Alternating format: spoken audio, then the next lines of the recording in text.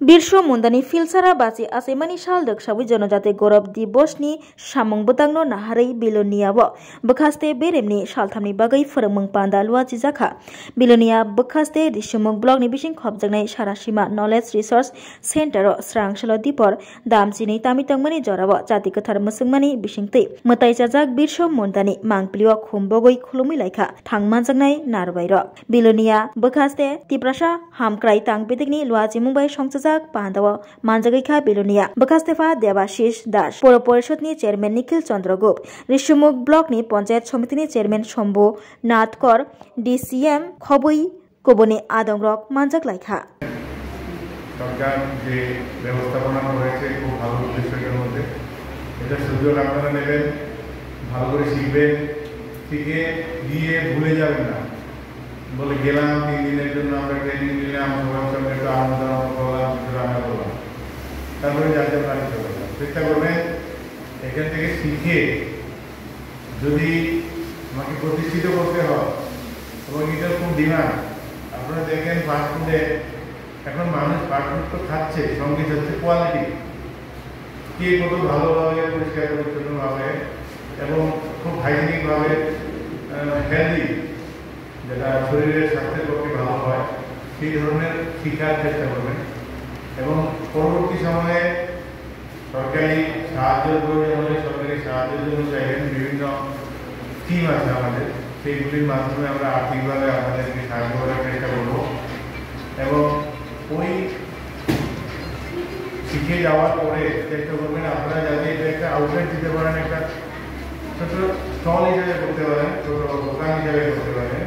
বিকেলবেলা আপনারা সাধারণত আমরা জনজাতি নেতাদের মধ্যে যিনি ব্রিটিশ সরকারের স্বাধীনতা আন্দোলনের লড়াই করেছিলেন ওনার 150তম জন্ম দিবসে আজকের এই প্রোগ্রামটি জনজাতিদের মধ্যে তাদের কালচার কিভাবে ধরে রাখা যায় তাদের রান্নাবান্না কিভাবে ধরে রাখা যায় আজকে এই অনুষ্ঠানে তারই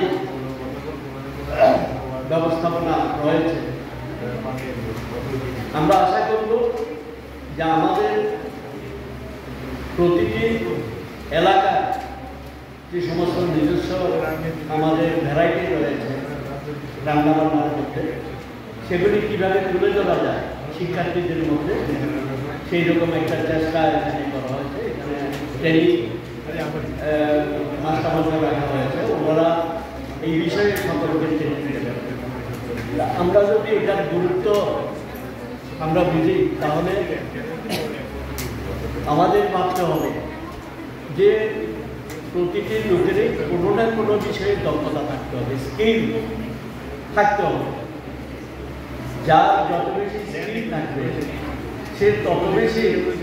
রোজগার করার সুবিধা পাবে অর্থাৎ সে আত্মনির্ভর হবে সরকার কেন্দ্রীয় সরকার এমনকি প্রধানমন্ত্রী নরেন্দ্র ভাই মোদীজি বারবার বলছেন যে স্কিল বাড়াও একটা স্কিল তোমার থাকতে হবে একটা কিছু তুমি করতে পারো এমন একটা বিষয় তোমার লাগবে আর এটা যদি তুমি দেখাতে পারো তাহলে তোমার রোজগার হবে তুমি আত্মনির্ভর হবে প্রশিক্ষণ শিবির শুধু এই প্রশিক্ষণ শিবিরটা আমরা এখানে 3 দিন এসে